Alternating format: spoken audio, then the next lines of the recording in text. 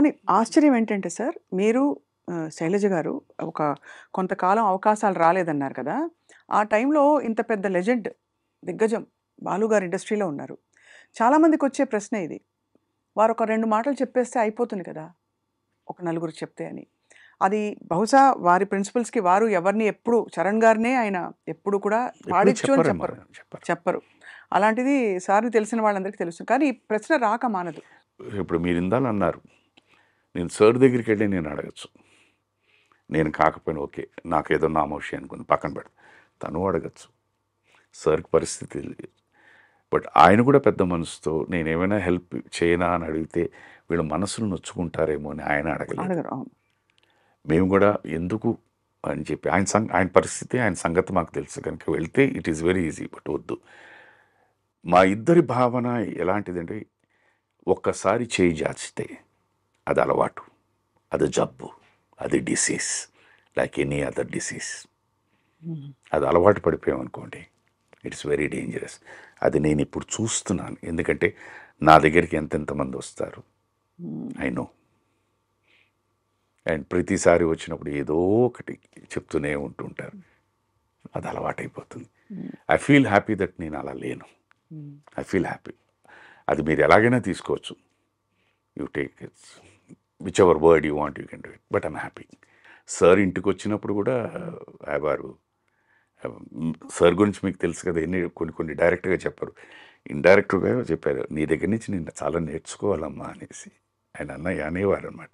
Sir actually అంటే మాకు చాలా కొద్దిగా తెలుసు వారి గురించి. వారు చాలా అంటే ఎనర్జెటిక్ అండ్ ఆల్సో ఇచ్చేస్తారు స్నేహితులకి. మంచి మనసు. అదే నేను ఎప్పుడు చెప్పేది, ఆయన సింగింగు, ఆయన యాక్టింగు, ఆయన మ్యూజిక్ డైరెక్షన్, ఆయన యాంకరింగ్, ఇవన్నీ ఒక శిఖరం అంటే వ్యక్తిగా ఆయన ఇంకో శిఖరం అమ్మ. Such a good heart. అది వి మిస్ దట్. మంచి జ్ఞాపకాలు మీకు ఉండుంటాయి కదా సార్. వండర్ఫుల్ అమ్మా. ఆయనతో నేను నేర్చుకున్నది ఏంటంటే, ఎప్పుడూ ఎవరి గురించి చెడుగా మాట్లాడరు. ఎందుకు అని అంటారు అంటే, ప్రతి వ్యక్తిలోని ఏదో బలహీనత ఉంటుంది, ఏదో మంచితనం ఉంటుంది. బలహీనత మనకి ఇది బలహీనత అని తెలిసిన తర్వాత నేర్చుకుని మనం పాటించకుండా ఉండాలి. మంచితనం ఉంటే అది నేర్చుకుని పాటించాలి. అది చూద్దామంటారు ఆయన. అంతే, ఎవరైనా మాట్లాడకూడదు. పరిష్కరించుకోవడం ఎలా? పరిష్కరించుకోవడం ఎందుకంటే ఇప్పుడు వాట్ ఈస్ ది పాయింట్? ఇప్పుడు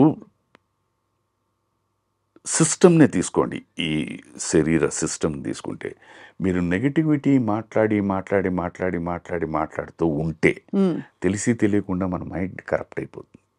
ఒక ఇన్సిడెంట్ దగ్గర నుంచి ఇంకోటి ఎక్కడెక్కడికో వెళ్ళిపోతుంది. End of the day you're corrupted. ఈ చిప్ కరప్ట్ అయిపోతుంది.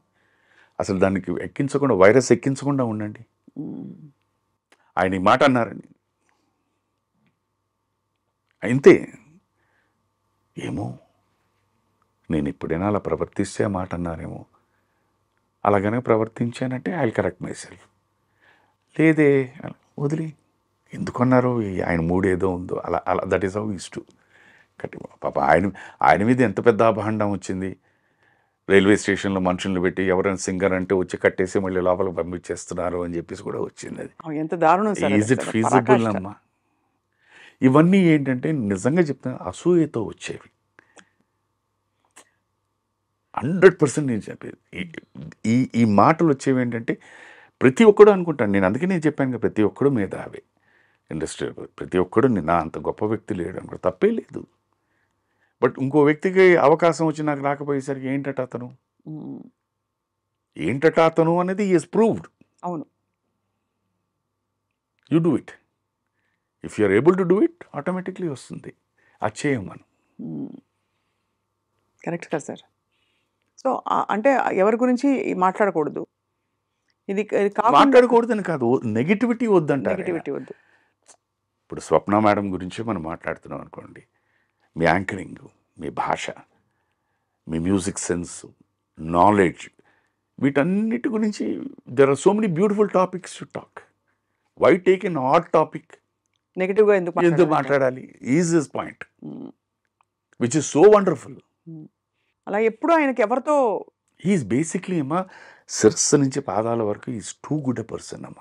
బాలు గారు అవును. ఆయనలో ఉన్న గొప్ప విషయం ఏంటంటే ముందు he will make you comfortable. అవును అవును సార్, అది మాత్రం కరెక్ట్. మేమైతే వణికిపోయేవాళ్ళం ఒకసారి కలిసిన, అంటే మాలాంటి వాళ్ళం బిగినింగ్లో. ఎవరైనా ఫస్ట్ ఆయనకి వెళ్ళడానికి వెళ్ళినప్పుడు ఎస్ సింగర్ లెజెండ్ ఎస్పి బాలసుబ్రహ్మణ్యం గారిని కలవడానికి వెళ్తున్నాము అంటారు. ఆ కలయిక 5-10 అరగంట ఇదేసరికి తెలిసి తెలియకుండా ఈ మేక్స్ యూ సో కంఫర్టబుల్. మీరు ఆయనతో సంభాషించి బయటకు వచ్చేసరికి మా బాలు అని వచ్చేస్తుంది. బాలసుబ్రహ్మణ్యం గారి దగ్గర నుంచి మా బాలుకి వచ్చేసింది. ఆ comfort zone he takes you, correct, he gives you so much. And అక్కడి నుంచి ఏదైనా మీరు ఏదైనా ఒక కాన్సర్ట్ చేయాలి ఒక కాజ్ కోసం ఇదంటే then he gives you ideas. కాబట్టి ఈ ఒక్క కాజ్కి ఈ ఒక్క కాన్సర్ట్ అయితే ఇది అవుదండి, ఇలా చేయండి ఇలా చేయండి అని. సో దెన్ వాట్ హ్యాపెన్స్, అక్కడి నుంచి అండి they start owning him. And ప్రతి వాళ్ళు ఏమిటి బికమ్ పొజెసివ్. మా నా అనేసి నీకే నా అని వచ్చేస్తుంది. సో బేసిక్గా ఏంటంటే ఆయనలో ఉన్నది ఆ మంచితనం అదొకటి. రెండు ఏంటంటే ఈ నెవర్ ఎవర్ ఎక్కడైనా నేను ఒక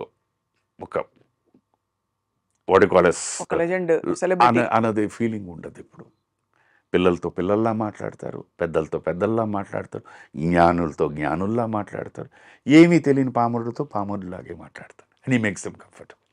అది అది అది వారికి పుట్టుకతో వచ్చిందా, వారు ఈ ప్రయాణంలో నేర్చుకున్నారా అని కదా, but it's a fantastic gift.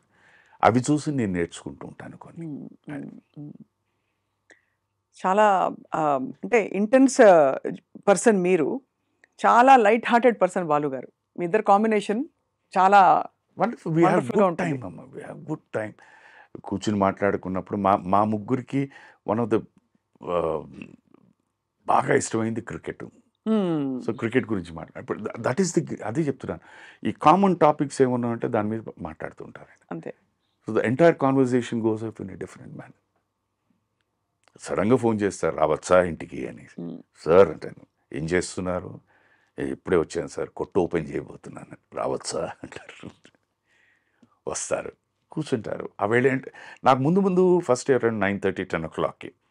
తర్వాత నాకు అర్థమైంది ఏంటంటే ఆయన ఒక అద్భుతమైన పాట పాడి he wants to share that is అవును విచ్ ఈ పాట పాడనేది ఇది. ఇంకా అక్కడి నుంచి వాళ్ళిద్దరూ మాట్లాడుకున్నప్పుడు తెలిసి తెలియకుండా అన్న ఇది చూస్తుంటే ఈ పల్లవి ఇలా అలాగా వాళ్ళిద్దరూ దగ్గర 60-70 పల్లవులు పాడేస్తారు. మ్యూజిక్ అన్నిటికీ ఉన్న బేస్ ఒక రాగము ఈ దీంట్లో మిక్స్ దీంట్లోనే వస్తుంది, ఇక్కడ ఈ ఎంజాయ్స్ దట్.